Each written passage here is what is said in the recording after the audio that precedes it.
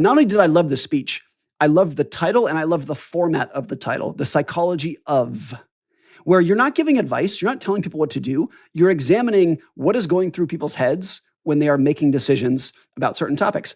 And why I loved it is because I think it could be so, you could transfer that idea to so many different topics. For me, it was money. I've always been a financial writer, so the psychology of money made sense. But you could also, somebody else could write a book or start a podcast called The Psychology of Politics, the psychology of health, the psychology of sports, the psychology of education, any topic that we're thinking of, you could do it. You could use that format very effectively, where you're not telling people what to do because you don't know them to begin with. This is not one-on-one. You're examining how people justify the decisions that they make, where we go wrong, how we're all different. I always loved that idea. That's where the title of my book came from, and that's the title of this new podcast. But nothing else is going to change, just new logo, new title. Before I get into your questions, I want to talk about a topic that's actually going to lead into the first question.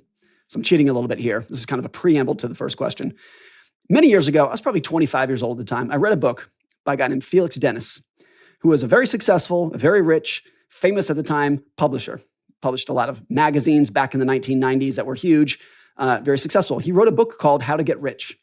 Now, I don't even know if I'd recommend the book. It's kind of a young person's book. But for me at the time, when I was a young person reading it, I loved it. It was great. And I keep a lot of notes when I read books, highlight passages and whatnot. And I was going back through my notes a couple months ago from when I read this book a long time ago. And I highlighted one passage from the book.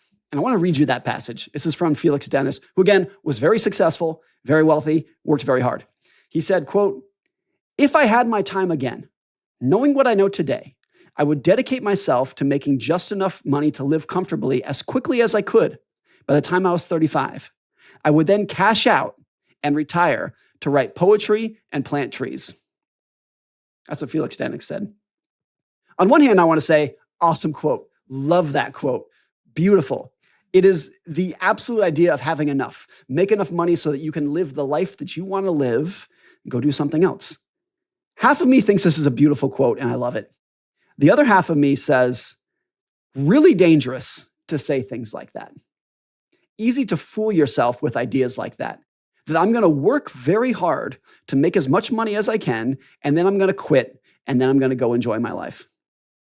The two ways and reasons why I think this can be a flawed way of thinking is, number one, kind of a silly way to live a life, kind of the ultimate delayed gratification to the most extreme end, to say, I'm going to be miserable doing something that I probably don't really enjoy so that one day in the future I can have a good life.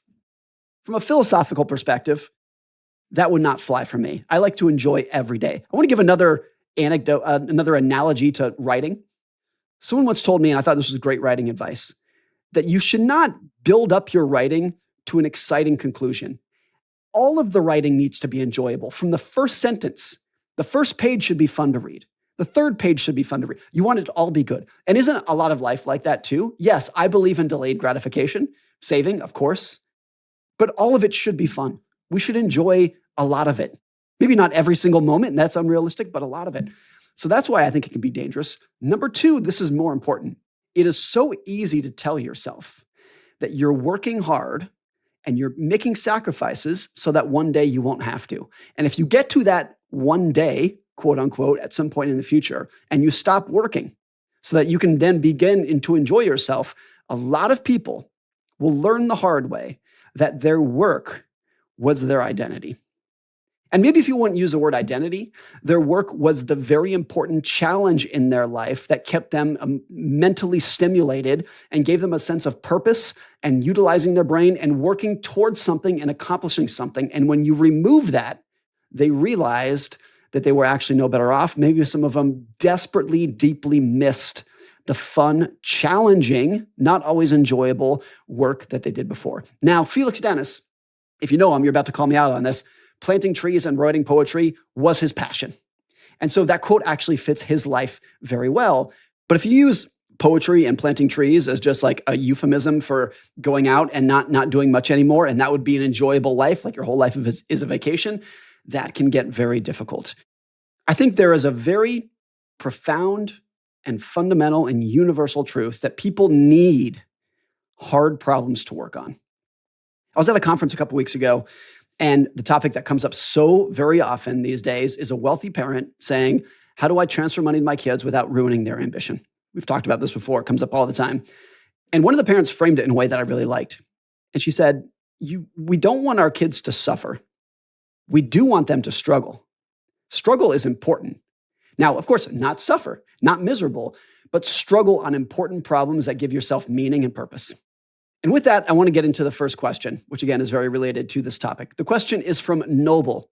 And Noble writes, the traits required to build wealth, which are ambition and grit and a constant grind mindset, are often the exact traits that prevent people from walking away when they have enough. The identity that created your security becomes an addiction that locks the golden handcuffs. How does an ambitious person successfully shut off that internal engine without experiencing an identity crisis? Whew, Noble, good question. Very good question. And let me first say, it is extremely rare that someone who has the traits to work that hard and build up enough wealth to where they don't need to work anymore can just one day detach themselves from that engine and go proverbially plant trees and write poetry, as Felix Dennis said. It is extremely rare that someone does that. And when you do it, when you find someone who does it, they end up in one of two camps. Number one is a person who ends up borderline, if not literally depressed. If you think hard work is hard, try boredom. It can be absolutely mentally taxing. That's number one. Or number two, they found a new challenge to work on that maybe was closer to their soul. They weren't working for money, but they were working on a new challenge that exercised their brain every single day. There's a great Jeff Bezos quote that I love where he says, if you can enjoy half of your work, if 50% of the time you're having fun at work, that's a good, balanced, realistic goal to get to. Inherent in that is even in the best job in the world, the most fulfilling, rewarding, whatever adjectives you want to use for your job, half the time you're probably not going to enjoy it that much. And that's true for a lot of things. A pro athlete, half the time on the field is miserable. They're in physical pain. They're frustrated at how their team's doing, whatever it might be. If you can enjoy half of it, that is really good. And so the short answer, there's many answers to this question. The short answer is in order to detach from that ambition that you had, you need to channel the energy that you had in your career into something else that is maybe more meaningful to you, but is probably just as challenging. I'll give you an example of this that I hear very often from older parents. Now, my kids are on the younger side. My kids are 7 and 10. And I hear very often from older parents whose children are moved out, maybe they're in their retirement years. And if you were to ask them the question, when were you happiest in life? Maybe happy is the wrong word, but when did you enjoy life the most?